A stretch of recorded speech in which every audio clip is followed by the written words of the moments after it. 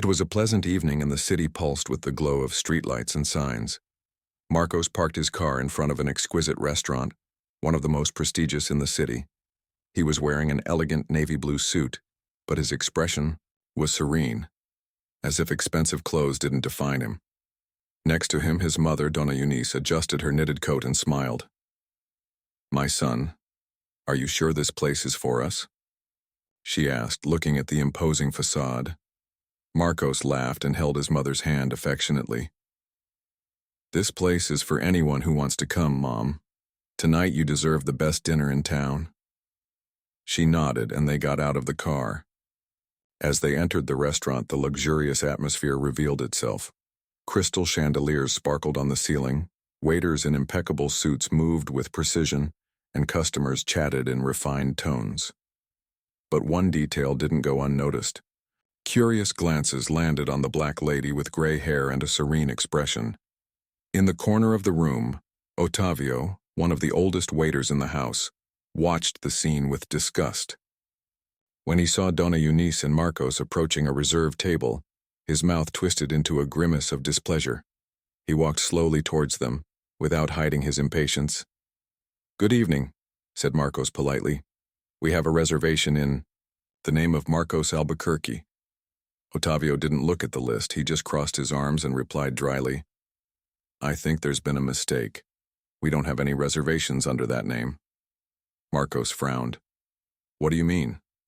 "I made the reservation 3 days ago. Can you check again?" Otavio sighed and pretended to look at the clipboard he was holding. "There's nothing here, sir. Maybe they got the restaurant wrong." Mrs. Eunice put her hand on her son's arm in a subtle gesture so that he wouldn't insist. But Marcos saw the look in Otavio's eyes, the look he had known since childhood, the look of someone who saw his mother as someone who didn't belong there. Marcos took a deep breath. "All right," he said, controlling his irritation. "Can we sit down and order the menu?" Otavio hesitated but replied with a fake smile. "Of course, but we're short of tables today. It might take a while." Marcos looked around. There were several empty tables.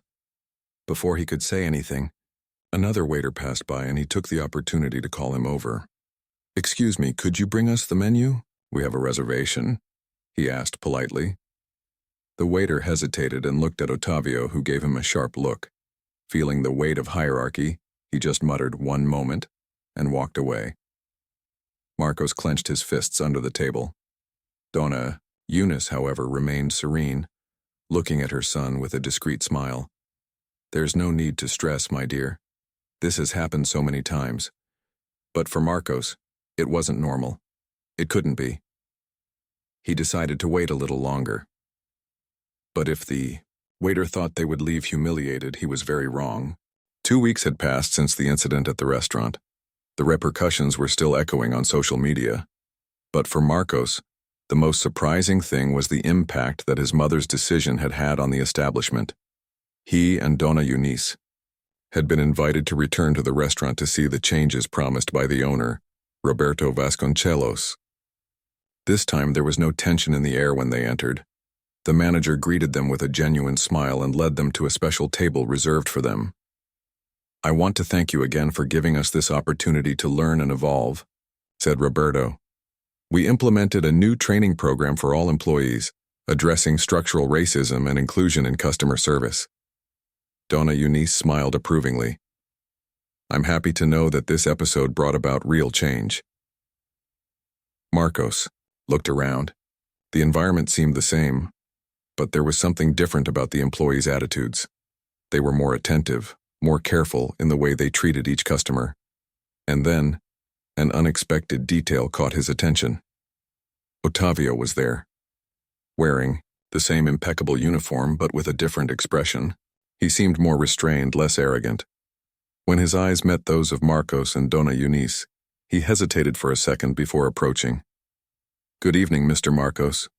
Dona Eunice," he said, with a tone more respectful than ever. "May I serve you today?" Marcos exchanged a look with his mother, surprised. Dona Eunice just smiled and nodded. Otavio took the notepad and asked, "What would you like to order?" "We'll start with a sparkling water for me," said Dona Eunice, "and a still one for my son." Otavio wrote it down and before walking away looked at her with a glint of regret in his eyes. "I know that apologies don't erase what happened, but I'm trying to be a better person. Thank you for not giving up on me." Dona Eunice smiled. "Keep trying, and one day you will be." Otavio nodded and walked away to get the orders.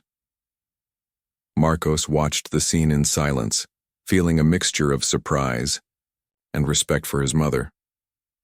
"You really believed he could change, didn't you?" She picked up the glass of water and took a sip before answering. "I always believe." And that night, for the first time, Marcos also began to believe. Time passed and no menu arrived. The restaurant followed its sophisticated rhythm. Glasses clinked, discreet laughter echoed around the tables, and the waiters moved elegantly among the customers. But at Dona Eunice and Marcos's table, the atmosphere was different. Marcos kept his posture firm, but his eyes scanned the room. He watched as the waiters promptly attended to the other customers, while his table remained ignored. Otavio, the waiter who had refused to serve them, passed by from time to time but never looked directly at them. Pretending to be busy, he looked away whenever Marcos tried to call him. "It looks like they're not going to see us, son," murmured Dona Eunice with a resigned sigh. Marcos smiled at his mother, but inside he was boiling with indignation. "They'll get it, Mom. I'm not leaving here without having dinner with you." He called another waiter, a young man with a nervous expression. "Please, can you bring us the menu? We've been waiting a while." The young man looked at Octavian, who gave him a warning look. The young man hesitated, but before he could reply, Octavian quickly approached. "I'll take care of it," he said, forcing a smile. The young waiter bowed his head and walked away. Marcos leaned forward slightly. "Great. Then can you bring the menu?" Otavio's smile disappeared. "As I said, sir, we're very busy today. It might take a while." "Really? Because I'm seeing a lot of empty tables and customers arriving after we've been served." Otavio raised an eyebrow and shrugged. "It must be you." Mrs. Eunice put her hand on her son's arm in a discreet gesture, trying to calm him down. "There's no need for that, Marcos, let's go." But Marcos wouldn't accept that. Not anymore. He looked directly at Otavio, making it clear that he would not be intimidated. "Are you refusing us care?" Otavio feigned indignation. "Not at all, sir. We're just busy. But if you're not satisfied, perhaps you should find another restaurant." The casual tone, as if he were giving sincere advice, made something inside Marcos snap. He'd been feeling it ever since he was a child. Crossed eyes, doors that wouldn't open, opportunities denied for reasons that were never said but always obvious. Mrs. Eunice, on the other hand, seemed calm. But Marcos knew that this calmness didn't come from acceptance, but from the exhaustion of someone who had lived through it many times before. But he wasn't willing to let it go. Before he could answer, an elegantly dressed blonde woman who was sitting at the next table looked at Otavio curiously. "Excuse me," she said. "I arrived after them and was attended to immediately. Why haven't they received the menu yet?" Otavio turned to the woman and gave her a quick smile, as if he needed to please her. "It was a mistake, ma'am. I'll bring the menu immediately." He walked away, visibly irritated. Mrs. Eunice smiled proudly at Marcos. "I think your patience is starting to pay off." Marcos, however, knew that this was far from over. The restaurant was still busy, but the tension at Marcos and Dona Eunice's table was no longer going unnoticed. Small details were beginning to attract attention. The waiter turning away from the table, Marcos's suspicious glances, and the subtle discomfort of Mrs. Eunice, who, although maintaining her elegant posture, couldn't completely hide the melancholy in her eyes. The blonde woman who had questioned Otavio was now watching the scene more closely. She exchanged a puzzled glance with her husband, a man with gray hair and a distinguished air, who raised his eyebrows slightly. "Strange, don't you think?" murmured the woman to her husband. "Are they being discriminated against?" The man shrugged. "Maybe it's just a misunderstanding." But the doubt remained in the air. Other customers also began to notice what was happening. A young couple sitting 2 tables away were whispering while looking in Marcos's direction. At another table, a gentleman in a well-cut suit frowned as he watched Ottavio deliberately ignore their table. Marcos felt the stares, but his focus was on his mother. Donna Eunice didn't want to attract attention, that was clear, but he also knew that ignoring the problem wouldn't make it go away. Ottavio, for his part, was beginning to realize that he had attracted more attention than he had intended. He cast a quick glance at the counter where the restaurant manager was chatting animatedly with a customer. He needed to resolve this situation before it reached his ears. Resigned, he picked up 2 menus and walked over to the table. "Here you are, gentlemen," he said, placing the menus on the table abruptly, without looking directly at them. Marcos took the menu but didn't open it. Now? After how long? Ottavio smiled forlornly. "As I said, sir, we're very busy today." Mrs. Eunice finally spoke, her voice calm but firm. "I've been going to restaurants like this for a long time, my boy. I know when a waiter is busy and when he simply doesn't want to serve someone." Ottavio opened his mouth to reply but hesitated. A few tables around were silent, clearly listening to the conversation.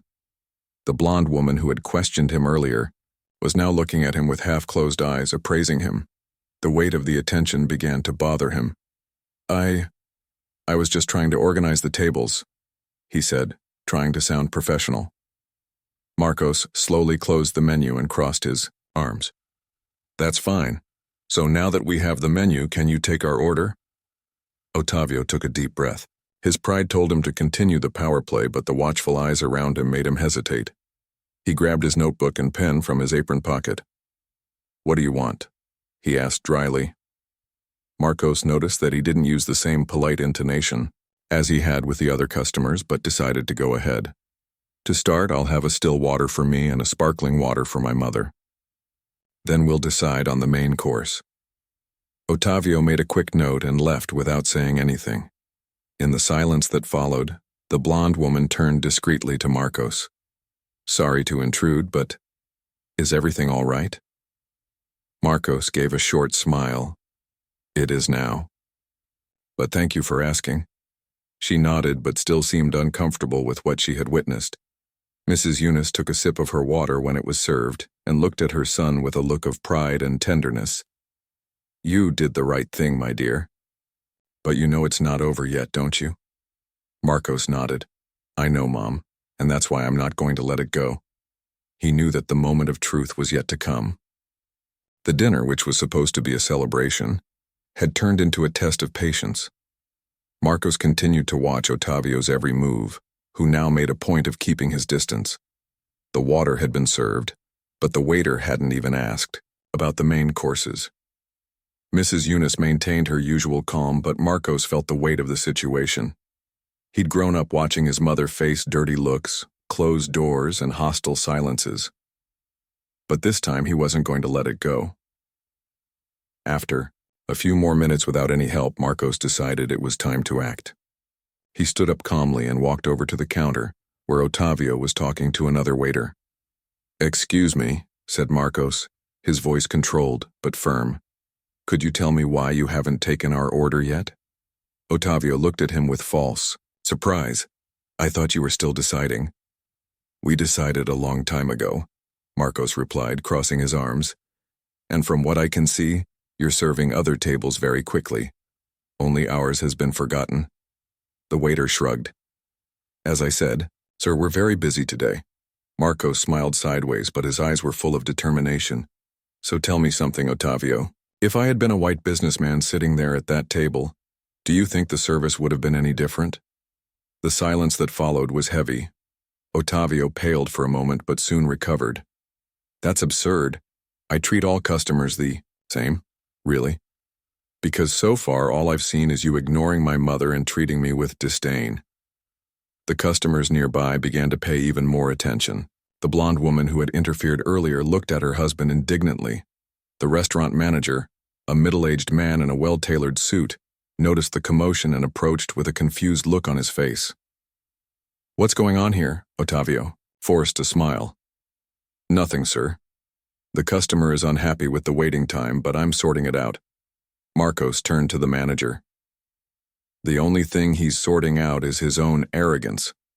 My mother and I arrived here almost an hour ago, and he did everything he could to ignore us. He didn't bring the menu, pretended we didn't have a reservation, and only served us after other customers noticed. The manager frowned and looked at Otavio. Is that true? Otavio hesitated, but tried to defend himself. I was just trying to organize the tables. This customer is exaggerating. Before the manager could reply, the blonde woman at the next table decided to intervene. With all due respect, sir, I witnessed everything. And he's telling the truth. The waiter had clearly ignored their table. The manager looked at Marcos and then at Mrs. Eunice, who remained seated, watching everything with a calm but sharp gaze. He took a deep breath and turned to Otavio. I need to talk to you in my office. Now. Otavio swallowed. For the first time that night, he looked really worried. Marcos returned to the table and sat down next to his mother. Now things are starting to change. Mrs. Eunice picked up the glass of water and took a sip. Perhaps. But there's still a lot to be done, my son. She knew that this moment was just a reflection of a much bigger problem. But in that restaurant, that night, the truth had been told. Otavio followed the manager with hesitant steps, disappearing through the door that led to the restaurant's office. The atmosphere in the dining room remained tense. Some customers whispered among themselves. Others glanced discreetly in the direction of Marcos and Dona Eunice, as if they were waiting for the outcome of the situation. Marcos, for his part, remained firm. He knew that the moment was not over yet. A few minutes later, the manager returned alone with a serious look on his face. He approached the table and smiled, now visibly uncomfortable. I apologize for what happened, gentlemen. This does not represent our restaurant. I assure you that we are already dealing with the situation internally. Dona Eunice looked up at him and smiled politely. I can imagine. But I am curious. How exactly do you intend to deal with this? The manager cleared his throat, as if he had not expected this question. Well, we will take the appropriate measures. The waiter has already been warned and, before he could continue, Marcos decided that this was the right moment. He leaned back in his chair, folded his hands on the table, and looked directly at the manager. Do you know who my mother is?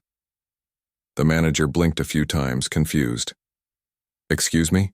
I asked if you know who my mother is, Marcos repeated, keeping his tone calm but firm. The manager glanced quickly at Dona Eunice, as if trying to find some clue in her expression.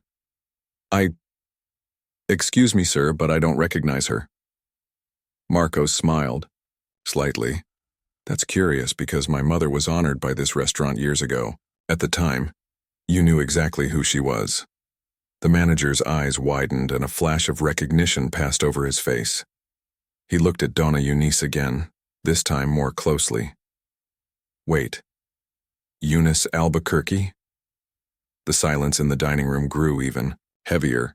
Some customers who were watching the scene murmured in surprise. That's right, Marcos replied. The manager's face turned pale.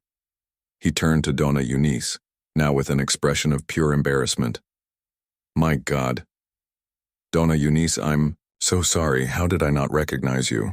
Dona Eunice kept her calm smile. Maybe because when I arrived I was just another black lady occupying a space where some people think I shouldn't be. The manager was speechless. Eunice Albuquerque wasn't just any customer. She was one of the most respected women in the country. A retired university professor, civil rights activist, award-winning writer, and a reference in the fight against structural racism. Her work had already been recognized internationally, and she was constantly invited to lectures and events. The irony? The restaurant itself had honored her years before for her contribution to society. But without the spotlight, without an official event, she had been treated like someone who didn't even deserve a menu. The manager, now visibly sweating, shook his head nervously. This is unforgivable. I guarantee that Otavio will be fired immediately. Marcos frowned. I'm not here asking for anyone's dismissal. I'm here demanding respect. The manager swallowed hard. Of course, sir. Please accept our meal as a courtesy of the house. Donna Eunice laughed softly and looked at her son. So, my dear, shall we accept? Marcos looked around. Everyone was paying attention to his answer, but he knew that this night was more than just a free dinner. The tension in the restaurant was palpable. After the revelation about Donna Eunice, the manager was desperately trying to fix the situation. Please, Donna Eunice, Marcos, I assure you that this attitude does not reflect the values of our restaurant. We would never condone this type of behavior. Marcos crossed his arms, not hiding his disbelief. It's funny to hear that now, but if no one had noticed what happened, would you be worried? The manager was silent for a moment. Around him, customers were still watching the scene, some discreetly, others without even hiding their indignation. The blonde woman who had helped Marcos earlier was now looking at her husband, who was shaking his head, also bothered. Then a new element appeared.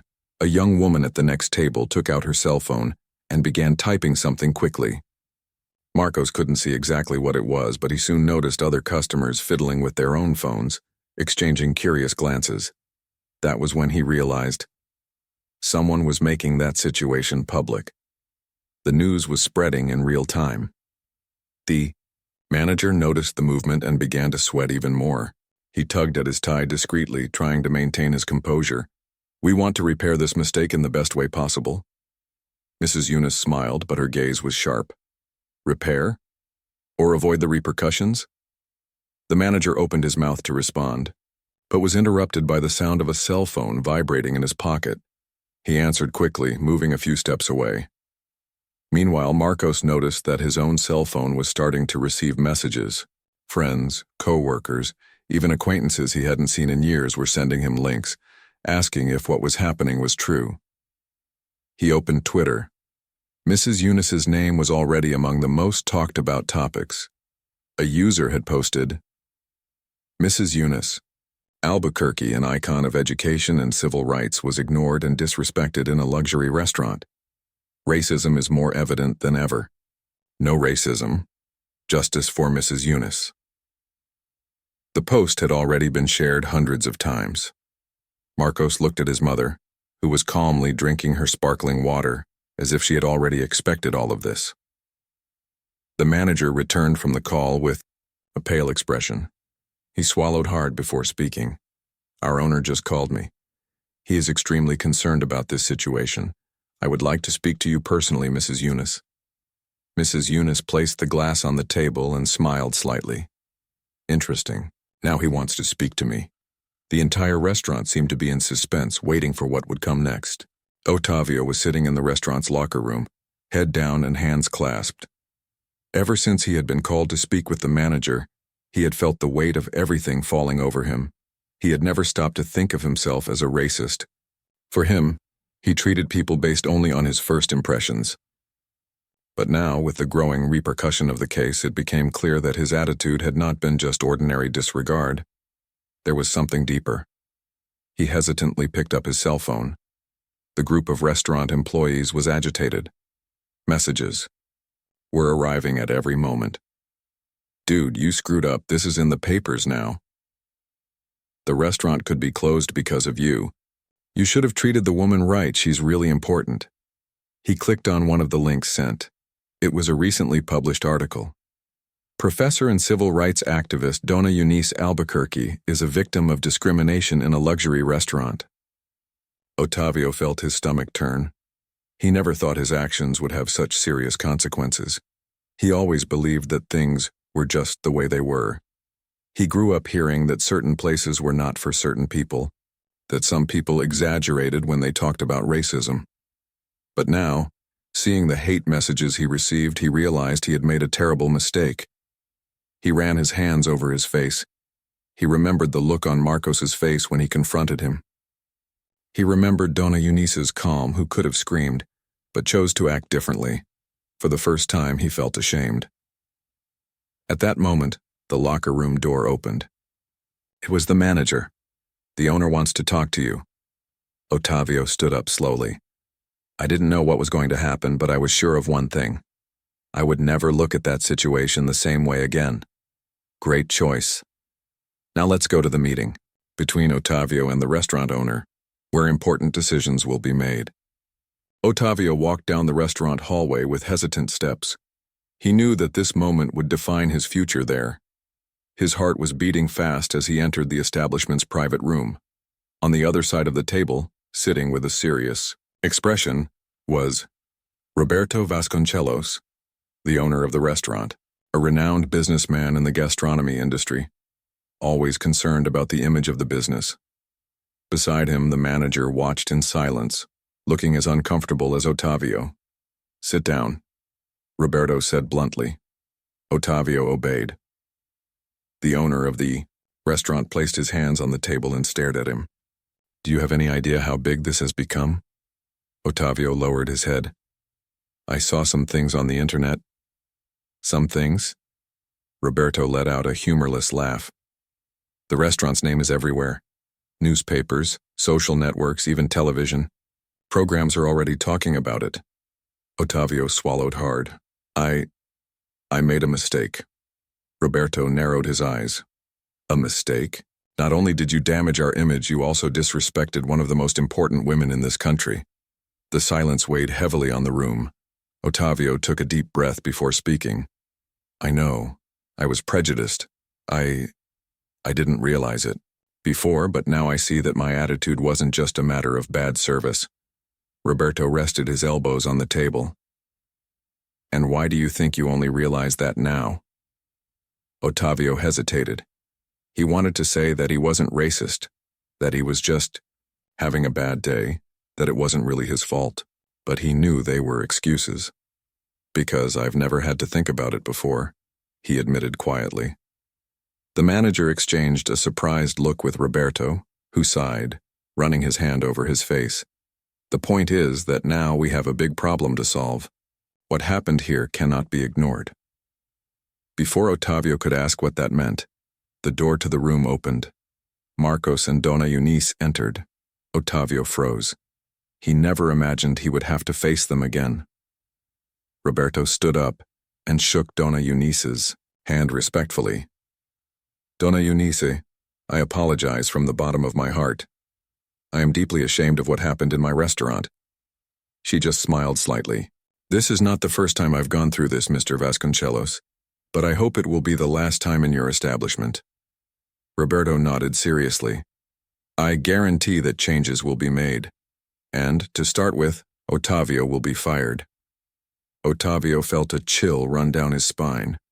He knew this could happen, but hearing the final sentence still hurt. Before anyone could say anything, Donna Eunice raised her hand.